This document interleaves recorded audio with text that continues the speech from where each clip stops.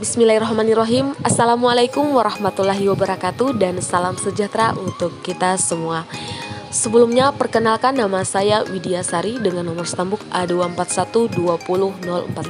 Saya menempuh perguruan tinggi di Universitas Tadulako dan mengambil jurusan Matematika dan Ilmu Pengetahuan Alam, program studi Pendidikan Fisika. Baik, di sini saya sedikit menjelaskan mengenai percobaan 2 titik beku parafin. Adapun tujuan percobaan dalam titik beku parafin, yang pertama ialah memahami konsep besaran yang berkaitan dengan titik beku parafin, yang kedua menjelaskan pengertian titik beku parafin, yang ketiga menentukan titik beku parafin, dan yang keempat membuat grafik hubungan antara waktu dengan penurunan suhu. Adapun alat dan bahan, yang pertama alat pengaduk berfungsi untuk membantu menghomogenkan larutan. Yang kedua, stopwatch berfungsi untuk menghitung waktu yang diperlukan dalam percobaan. Yang ketiga, tabung reaksi berfungsi sebagai tempat pengenceran atau digunakan untuk menyimpan media. Yang keempat, termometer berfungsi untuk mengukur temperatur atau suhu. Dan yang kelima, spiritus berfungsi sebagai bahan bakar yang akan digunakan dalam percobaan. Yang keenam, pralin merupakan bahan atau materi zat yang akan diuji dalam percobaan. Yang ketujuh, bunsen berfungsi untuk memanaskan suatu gas. Yang kedelapan, statif berfungsi untuk menegakkan tabung reaksi. Yang kesembilan, kertas grafik berfungsi untuk menggambarkan grafik dari hasil data yang diperoleh. Baik, masuk pada dasar teori. Parafin terdiri dari campuran ikatan alkana yang termasuk dalam hidrokarbon jenuh bersifat nonpolar. Nah, parafin dihasilkan dari menggabungkan CH2 berturut-turut. Yang termasuk contoh parafin paling sederhana adalah metana atau CH4 yang merupakan titik awal untuk pertambahan panjang rantai.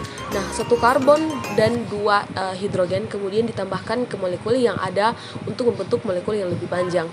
Paling umum tambahkan CH2 ditambahkan untuk membentuk parafin rantai lurus.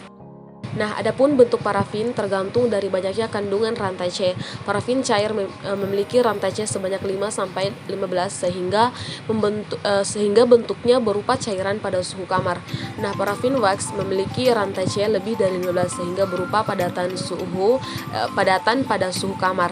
Nah, suatu materi dapat berwujud sebagai zat padat, zat cair atau gas, misalnya H2O. Nah, apa yang dimaksud dengan titik beku, titik lebur, dan titik didih? Titik beku adalah suhu di mana tekanan uap cairan sama dengan tekanan uap padatan. Sedangkan titik lebur adalah suatu suhu yang dicapai oleh zat padat untuk dapat melebur menjadi zat cair. Nah, adapun titik didih adalah suhu ketika tekanan uap sebuah zat cair sama dengan tekanan eksternal yang dialami oleh cairan. Baik, jelaskan pengertian panas peleburan atau kalor lebur, panas pembekuan, dan panas peralihan. Yang pertama, kalor peleburan. Kalor peleburan atau entalpi peleburan adalah perubahan entalpi yang dihasilkan dari penyediaan energi, biasanya bahan, kepada kuantitas tertentu suatu zat untuk mengubah keadaannya dari padat menjadi cair pada tekanan konstan. Nah, yang kedua, panas pembekuan adalah proses di mana cairan berubah menjadi padatan.